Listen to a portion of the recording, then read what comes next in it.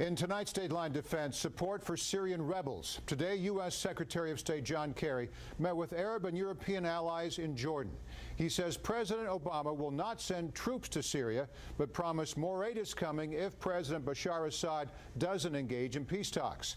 Meanwhile, there are threats of a surprise war with Israel. For more, we turn to our guest tonight on Capitol Insider, RJ Brodsky, Director of Policy for the Jewish Policy Center. Matt, a lot of ground to cover. Let's start with Russia. The list of foreign leaders pressing Vladimir Putin for help include John Kerry, British Prime Minister David Cameron, Israeli Prime Minister Benjamin Netanyahu, and UN Secretary General Ban Ki-moon. What are they working on?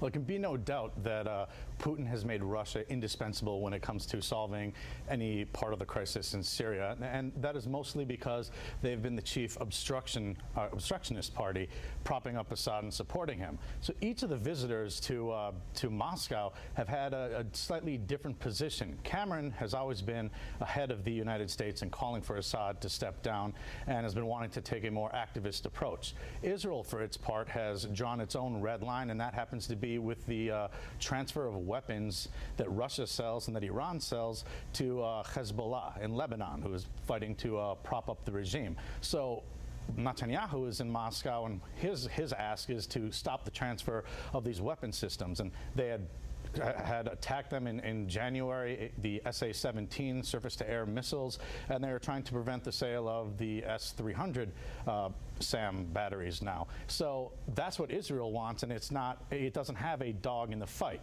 currently. The United States, for its part, is trying to placate Putin and trying to get them to stop obstructing, and what they got out of this was a peace summit that will be held in Geneva in June, and we'll see what happens there. So John Kerry's trying his best, and Putin wants Syrian President Bashar Assad to be part of any peace talks. The rebels say no way. Is there a middle ground? In a word, no. It's hard to see how you're going to have Assad remaining in power after north of 80,000 people have been killed in the conflict there. So he may have his own delegation that is going to be representing his interests in Geneva, but at this point it's not even clear which groups or groupings from the opposition and rebels are going to be attending and which ones will choose to boycott. So in the end, it's hard to see how he's going to be represented in the end. The problem going forward, or I shouldn't say the problem, Putin, we have to understand, has also called for Iran to be represented at the talks. And, this is a little like having the fox guard the hen house. You have right. Iran and Syria propping them up. So it's difficult to see how anything will come out of that conference, but Putin might be willing to allow Assad to go quietly into the night as long as its interests are preserved there. And that's something the U.S. is going to have to really look at dealing with when it comes to Russia. And as long as Assad has a place to go into the night, perhaps Russia. Now, meanwhile, things are heating up between Syria and Israel. Bring us up to date on that. Well, Israel had attacked, like I said before, in January, the SA-17's missiles, and they had, earlier in May, took out Fatah 110 missiles that were destined for Hezbollah. So in response now, Syria and Iran and Hezbollah have been ratcheting up the rhetoric and amassing assets to attack Israel. Now, the fact is now, neither Syria or Iran, for their own separate reasons, can afford an all-out war with Israel. Syria knows that if it attacks Israel, Israel will then enter the conflict and attack the regime, take out its air force and its armored corps, and that would leave Assad in a precarious position. Iran, for its part, has its own eye on the ball, its own nuclear ball, and that's why it wants to transfer these weapons to Hezbollah now, because it sees a future confrontation with Israel or the West or some group from the West over its nuclear weapons, and that is a separate issue that it sees from the Syrian crisis. Wow, this is so complicated. Russia plays a key role in that exchange, too.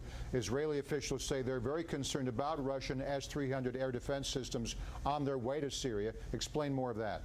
Well, the S-300, as Israel describes it, is a game changer, and it's a game changer for many reasons. It's a multi-shot, and it can lock on to multiple targets, and its range is far better than what Syria currently has. So it would actually be a stumbling block for any modern air force.